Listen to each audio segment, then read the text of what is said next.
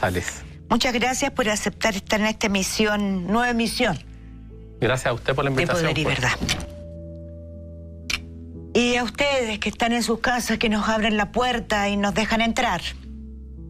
Vamos a ver si esta noche podemos abrir nuevas ventanas, nuevas luces hacia lo que viene. Porque aún estamos en este túnel oscuro, incluso maloliente. Estamos en momentos muy dramáticos, no solo para nuestro país, pero lo que importa es entre nosotros, cuidarnos, estrechar los lazos para cuidar a los otros, respetarnos, porque lo que viene es muy importante que sepamos escoger, que sepamos elegir, que sepamos escoger y votar por aquellos que serán capaces de llevarnos a puerto. Señor Jaime Mulé, usted entró en política en 1980, tenía 17 años.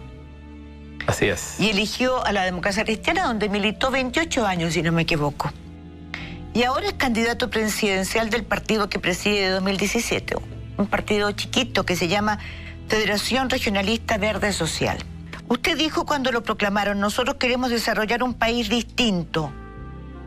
¿Es suficiente para levantar una postulación a la moneda? Te lo pregunto porque estamos en un momento de máxima emergencia, de una crisis múltiple. O sea, no basta decirlo. Yo creo que hay que tener claro lo que yo le pregunto es otra cosa. Sí, perdón. Discúlpeme usted. No, lo que yo le pregunto es otra cosa. ¿Es suficiente decir queremos un país distinto? Porque yo creo que en eso estamos todos de acuerdo. Tiene que ser un país distinto. No podemos seguir teniendo un país en donde los más ricos acrecienten su riqueza 70% más en el año en que más de 2 millones de personas dejan de ser de clase media y pasan a ser pobres, en donde hay familias completas que no saben qué llevar de alimento a sus casas. Entonces todos estamos de acuerdo. Pero ¿es suficiente? ¿Qué más tiene usted para ofrecer para ser candidato presidencial? Bueno, yo tengo una trayectoria que creo que es importante ponerla a disposición y sobre todo una propuesta programática que hemos ido elaborando con los regionalistas de todo Chile y con la asesoría de mucha gente. Y hay un trabajo y una coherencia en mis años en política. Yo fui parlamentario, después estuve fuera del Parlamento, estuve trabajando y después volví al Parlamento hace 3 años atrás como diputado. Y hay, en mi juicio, una coherencia en ese trabajo desde que empezamos a plantear hace casi 20 años, 18 años, la necesidad de corregir el modelo. Yo fui secretario general cuando Adolfo Saldívar era presidente de la Democracia Cristiana. Sí, me acuerdo bien de eso. Exacto, y empezamos a plantear cambios profundos. Usted fue ese año 2005... Adolfo Saldívar lo instaló como secretario o director ejecutivo del Comando Michelle Bachelet, ¿no? Exactamente, fui director ejecutivo del Comando Michelle Bachelet en el primer gobierno. Quiero hablar de esa coherencia, pero antes de que yo le pueda replicar o le pueda preguntar por esa coherencia, introduciéndome en algunos detalles, prefiero que vayamos examinando esa trayectoria. Como quiera. Usted nació en Vallenar. Exacto. Hizo sus estudios en colegios públicos y terminó el IMBA en Santiago. Sí, en cuarto medio. Y en 1980 entró a Derecho en la UC. Así es. A la Universidad Católica. Así es. Ya en tercer año trabajaba, ¿no? En la Escuela de Derecho, sí. O sea, ¿usted necesitaba trabajar? En buena medida, sí. Éramos 7 hermanos y habíamos en un momento 6 en la universidad. Entonces, entre mi padre, que era profesor, y mi madre, que era comerciante, tenía un negocio de ropas de niños, en fin... había que colaborar también y a mí me gustaba trabajar y además aprendía porque iba a hacer suplencias a los tribunales. Al 26 juzgado civil. Al 26 juzgado civil, sí. Cuando se tituló de abogado, su tesis fue modificaciones introducidas por la Constitución de 1980 en los requisitos, prohibiciones y privilegios de los parlamentarios. Sí, fíjate. ¿Aprendió de los privilegios o aprendió de los vacíos que permiten esos privilegios? Mire, en ese tiempo, yo cuando al golpe de Estado tenía 10 años, entonces... Siempre estuvo en una familia con un padre muy preocupado por lo que pasaba en el país. Un demócrata cristiano de los que se opuso a la dictadura desde el primer día. Yo escuché el golpe del Estado en radio y él mismo nos dijo en ese mismo momento, y me marcó mucho eso, cómo se opuso, digamos, de esos demócratas cristianos que se opusieron.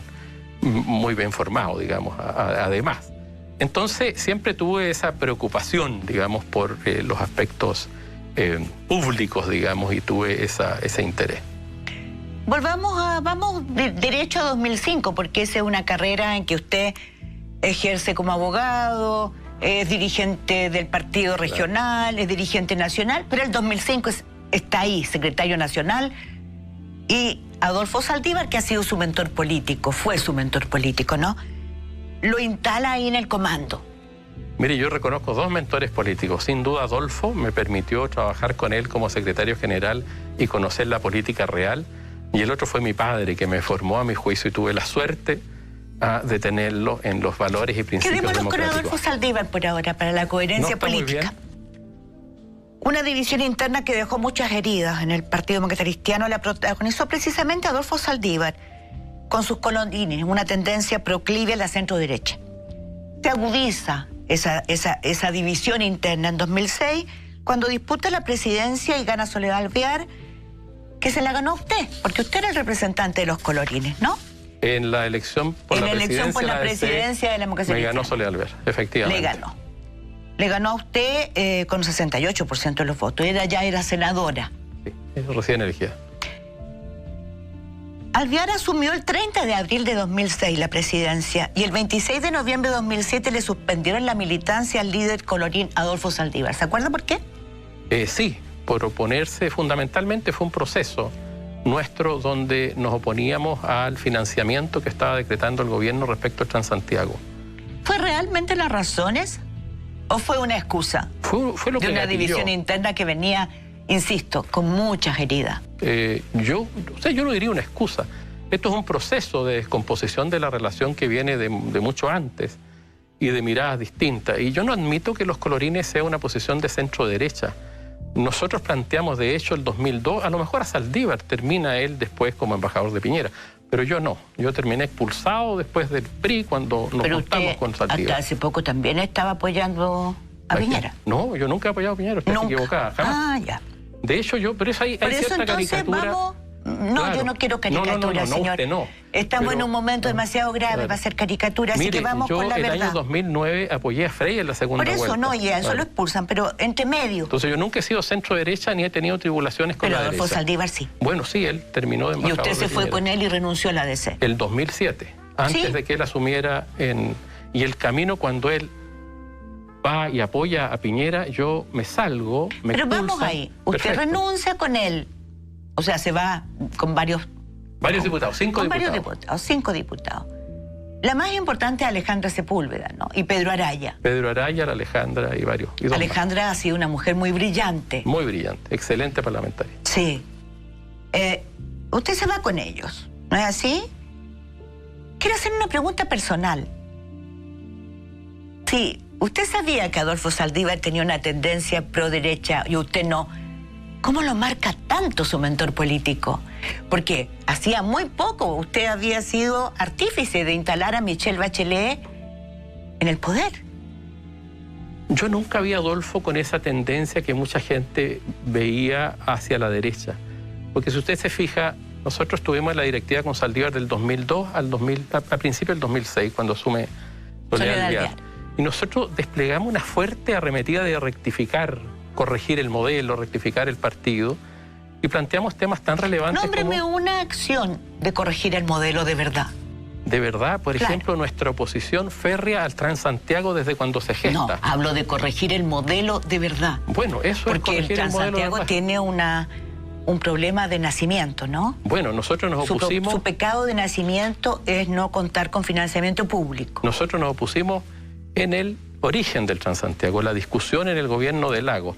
¿Por qué? Porque defendíamos a los pequeños empresarios, a la locomoción colectiva, que eran 5.000, 6.000 pequeños empresarios, y el modelo de Lagos pretendía instaurar el Transantiago, eran 4 o 5 operadores, y hacíamos esa defensa de la pyme y de los pequeños empresarios, que ahí se gatilla muy bien, digamos. Perdón, y se refleja muy bien. ¿Sí? Pero los entendidos, quienes han hecho los estudios, dicen que el pecado original, el mayor pecado, no es el que usted está señalando, que también es una falla, sino pensar que el Transantiago se podía hacer sin una parte importante de financiamiento público. No, yo no estoy de acuerdo con usted. No Yo estudié está de acuerdo. mucho el Transantiago. Yo creo que el mayor pecado del Transantiago es eliminar 6.000 pequeños empresarios por 5 o 6 operadores, algunos internacionales y otros que vieron una oportunidad en un negocio y liquidaron a un sector de pequeños empresarios. Bueno, Y los buenos sistemas de locomoción y de transporte público en las principales capitales donde funciona, tiene financiamiento estatal. Me parece bien que tenga En financiamiento Chile estatal. se nació con eso, no. Me parece bien, pero no que hayan liquidado a 6.000 pequeños Nómbreme empresarios. una acción suya y de la directiva del Partido Materialistiano que fuera a modificar el modelo. El royalty. Presentamos el royalty el año 2004. Royalty minero. Royalty minero del 3%. Hicimos nosotros el proyecto de ley. De hecho, lo firmaron todos los representantes de los distintos partidos de oposición. ¿Ustedes lo hicieron? Nosotros lo ¿Con hicimos. asesoría de quién? De Sergio Fernández. Sergio Hernández. Sergio Hernández hizo el proyecto. Sergio Hernández. ¿Que hoy día está trabajando con quién? No lo sé dónde trabaja Sergio Hernández. Pero él había sido subsecretario de minería de Frey, me parece. Sergio lo redacta, ayuda a redactarlo, y nosotros después lo conversamos con Gonzalo Manner, que era presidente del Partido Socialista, y lo impulsamos. Y llevamos el royalty al Congreso. ¿Y? Y el royalty en el Congreso después se rechaza por falta de quórum, porque era una modificación a la ley orgánica de minería y no tuvimos el quórum. Y después termina en el impuesto específico. Pero hicimos una fuerte arremetida. Y fíjese que Lagos se oponía al royalty, se oponía tenazmente al royalty. Y logramos armar una mayoría en la Cámara de Diputados, con apoyo de los socialistas, del PPD, e incluso de algunos parlamentarios de derecha, e impulsamos ese tema. Eso terminó en el impuesto específico a la minería, que es bastante débil, que de algo sirvió, Sí. pero ahí hubo una acción concreta, dura, frente al gobierno de la propia Concertación, de hacer modificaciones profundas. ¿Y se acuerda del último capítulo del royalty? El último capítulo del royalty, bueno, el que tenemos ahora. Pues. ¿El Soquimich? Bueno, ese fue durante la dictadura. Perdón, durante el gobierno de Piñera. No, ahora. Con Piñera. Sí, claro. Sí, pero con Piñera. Ese fue el royalty 2. Sí, no, por supuesto, se lo digo. El último capítulo es un royalty que es un impuesto que salió diseñado, escrito por el abogado jefe de Soquimich. Sí, pero en el gobierno de Piñera no tiene nada que ver con el que nosotros... Le estoy diciendo por el último capítulo. Claro, y el nuestro no se aprobó. No se aprobó. Por eso que ahora cuando llegué al Parlamento de nuevo, el año 2018, con el diputado Esteban Velázquez, Alejandra Sepúlveda, presentamos de nuevo el proyecto royalty, el que se está discutiendo en estos días. ¿Y por qué se está discutiendo recién ahora por los precios del cobre? O sea, nosotros lo presentamos en el 2018. El que ustedes presentaron la primera vez. Sí, efectivamente había un sistema binominal en que la derecha tenía mayoría, además una mayoría que era imposible obtener reformas constitucionales por los senadores designados y todo aquello. Pero el lobby, ¿quién lo hacía? ¿En el royalty? Bueno, no recuerdo, pero las empresas se defendían con lobistas. ¿A usted nunca vio a nadie haciendo lobby? Directamente no, yo no, pero sé que incluso hubo un conflicto dentro del Partido Socialista. Lo recuerdo muy bien, que hubo un conflicto en el Partido Socialista, por lo que recuerdo, donde no sé si pidieron la salida o la expulsión de un dirigente socialista. ¿Quién? Que era lobista, entiendo que Enrique Correa. Enrique Correa. Claro, en aquella oportunidad, me parece, ¿Era o él lobista renunció. Entiendo que era el lobista de las compañías mineras. De las compañías mineras. Claro, y él renunció, hubo ahí, recuerdo, la defensa que hacían las compañías mineras por todas partes.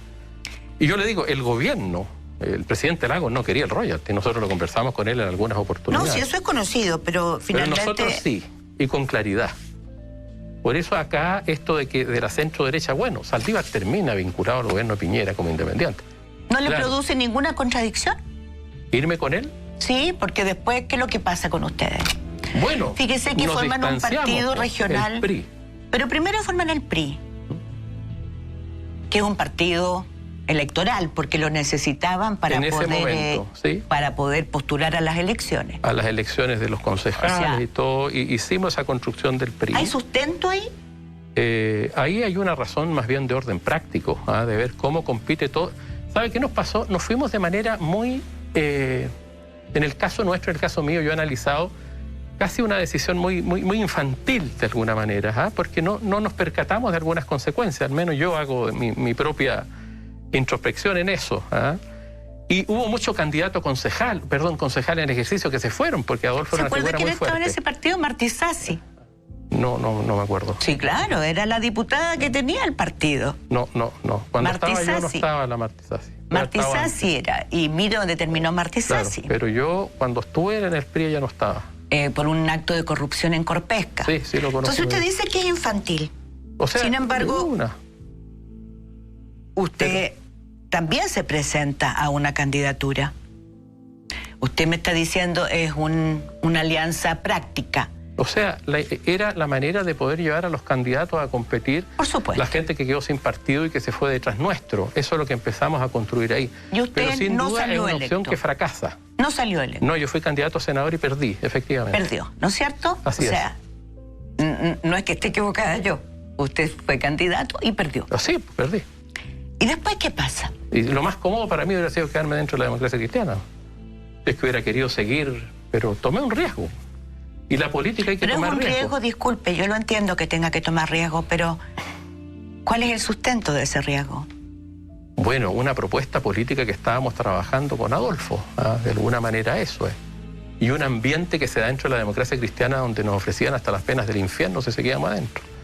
Entonces también ahí hay una situación bien desagradable, se descompone el ambiente dentro de la democracia cristiana en ese momento y nos tratan de expulsar, ¿me entiende? Ahí se produce eso y se produce la ruptura.